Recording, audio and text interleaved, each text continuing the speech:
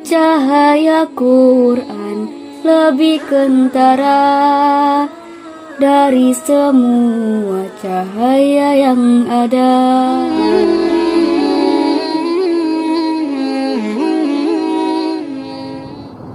Bismillahirrahmanirrahim. Assalamualaikum warahmatullahi wabarakatuh.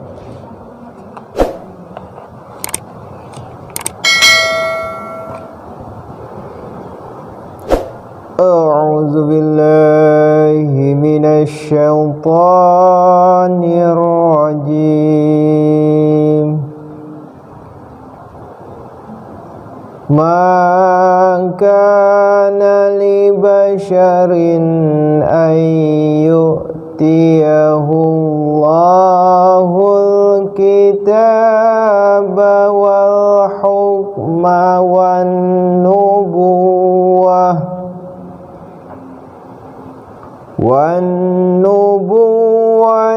summa yaqula linnasi kunu ibadan li min dunillah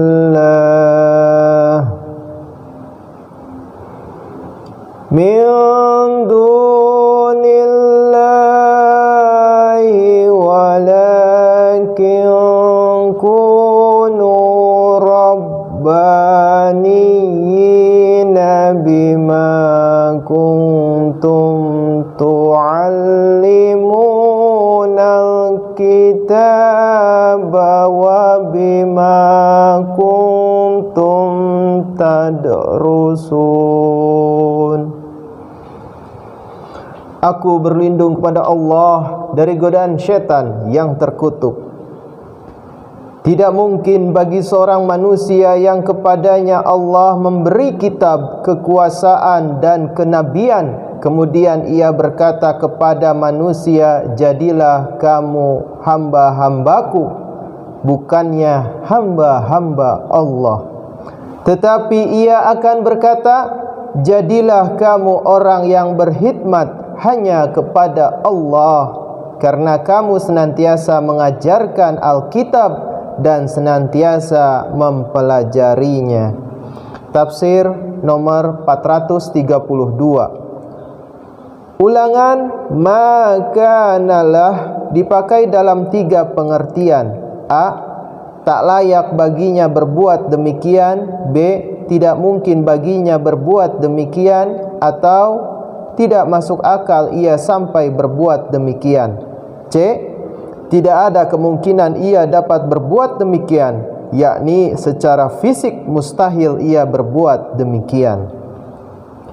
Tafsir nomor 432a.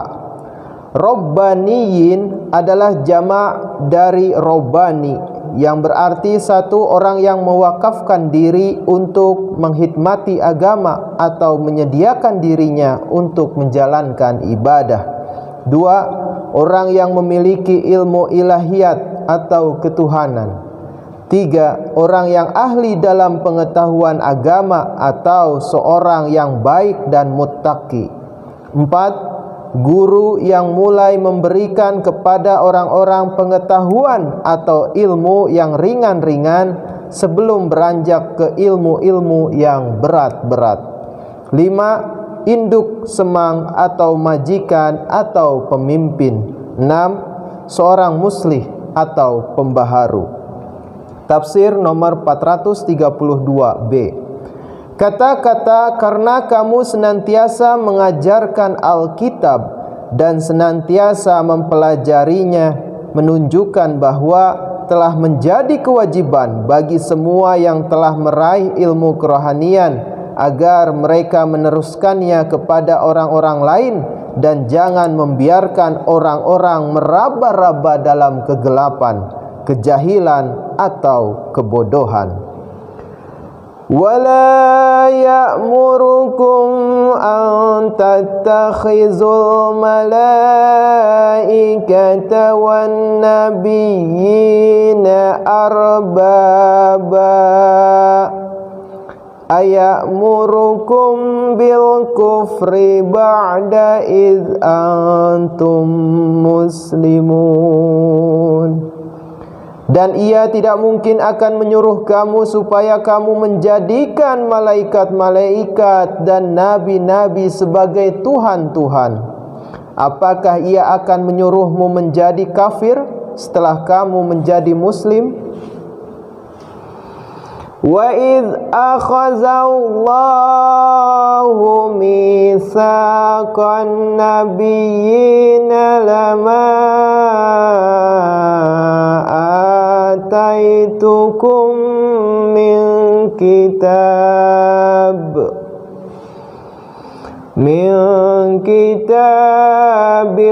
wa hikmatin summa ja'akum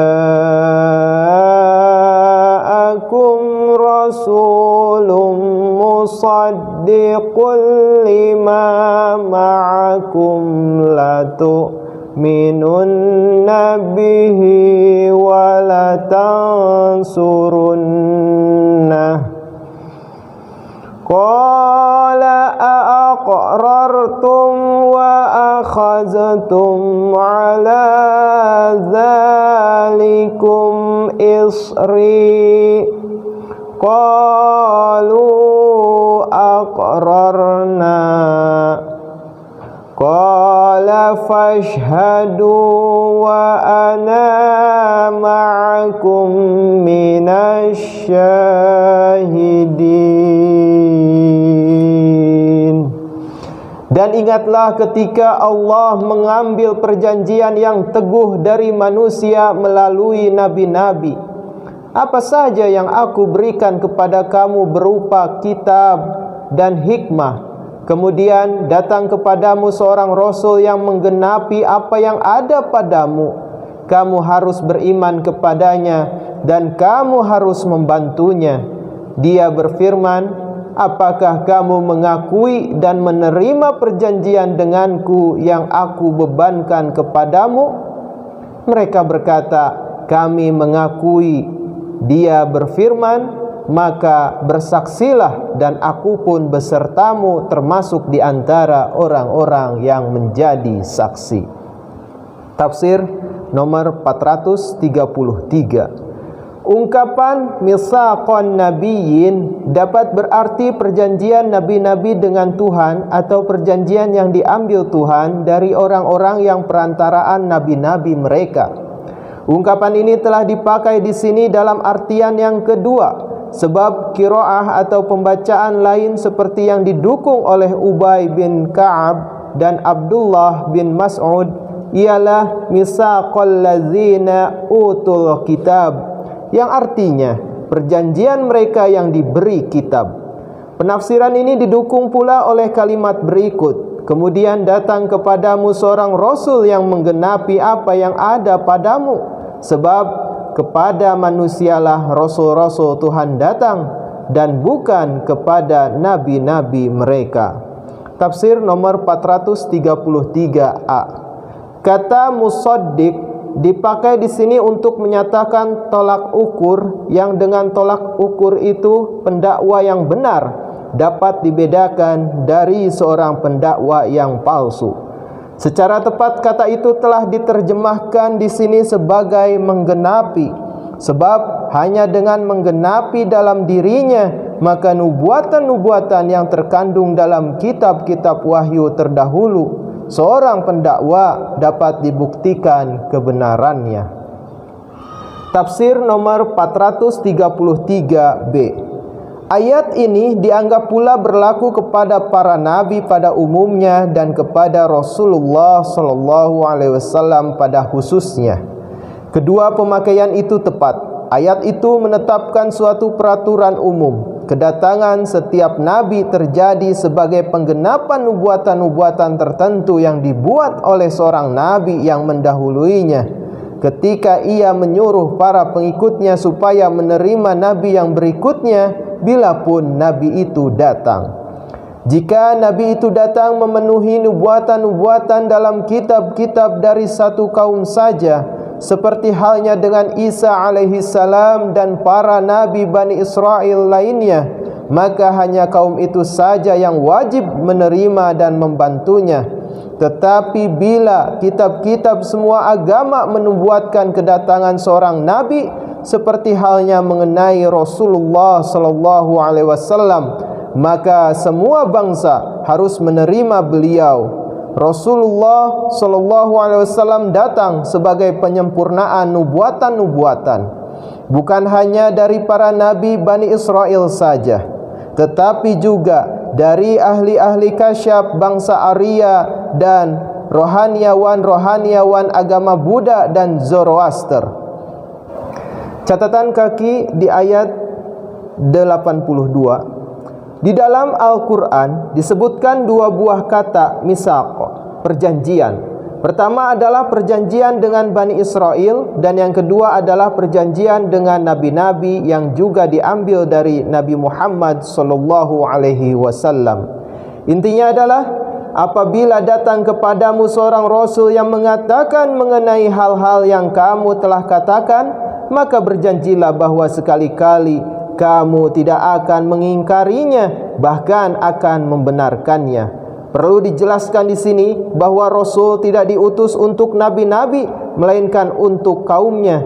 Maksudnya adalah bahwa berikanlah selalu nasihat-nasihat pada kaummu, yaitu kapan saja datang seorang Rasul kepadamu yang membenarkan aku, maka janganlah mengingkarinya, bahkan harus menolongnya. Alhamdulillahirabbil alamin.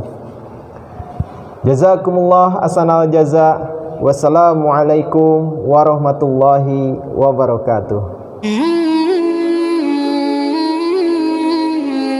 Cahaya Quran lebih kentara dari semua cahaya yang ada. Sucilah dia dari siapa datangnya ini lautan cahaya. Wahai Ilahi, Quranmu ini suatu alam berwujud sendiri. Segala